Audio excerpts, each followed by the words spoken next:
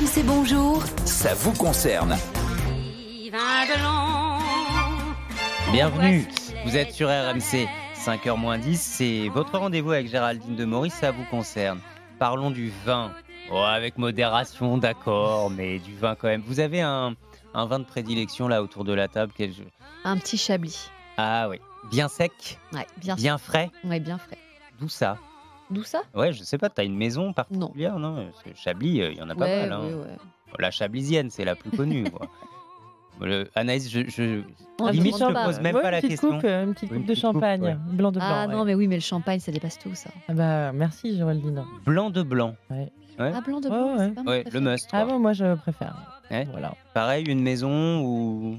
Non, Non, pas en particulier. bois tout. Une Quoi. petite maison d'Ambonnay dans laquelle j'ai déjà fait mes vendanges. Ah, t'as fait les vendanges, Ouais, les vendanges, toi. ouais. Difficile, hein. Ah, pire que ça. J'ai mis, je pense, des mois à m'en remettre.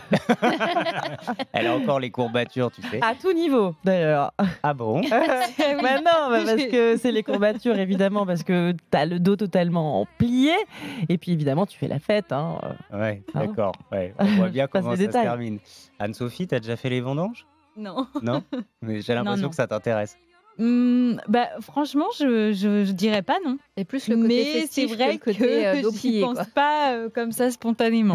Bon, en tout cas, les vendanges, c'est en ce moment. Vous témoignez si vous êtes vigneron, viticulteur, dans toutes les régions de France, évidemment. Oui, c'est en ce moment. On a déjà une petite idée de la production finale, Géraldine. Ça s'annonce vraiment catastrophique. Hein. De la qualité, mais pas de quantité. Hein. C'est ce que devrait donner l'année 2021. On parle déjà d'une production historiquement basse avec une chute de 29% par rapport à l'année dernière.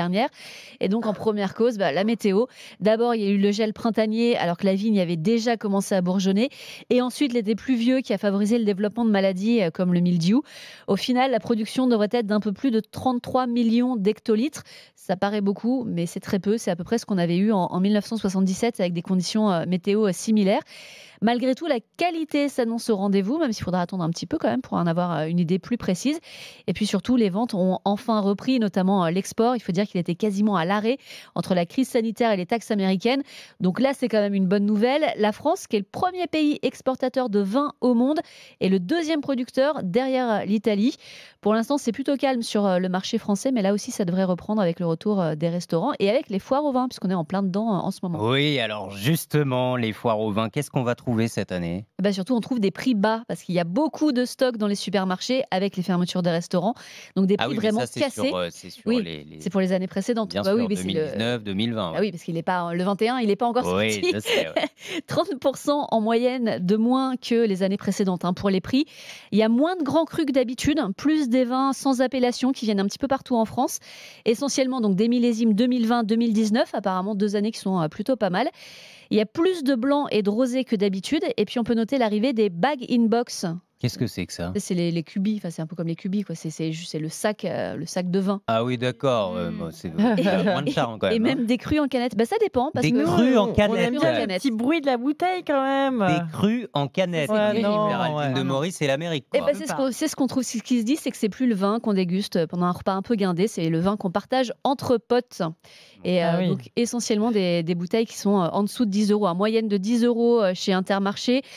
Chez Auchan, 75% des bouteilles sont sous les 10 euros, c'est même 90% des bouteilles chez Franprix.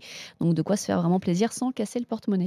Le vin le plus cher, c'est encore en France? C'est en France encore cette année, comme les autres années. C'est en Bourgogne, un grand cru du domaine Leroy-Musigny, comptait un petit peu plus de 27 800 euros pour une bouteille. Donc là, c'est à boire avec beaucoup de modération, celui-là. Oui. De temps en temps, un verre de vin.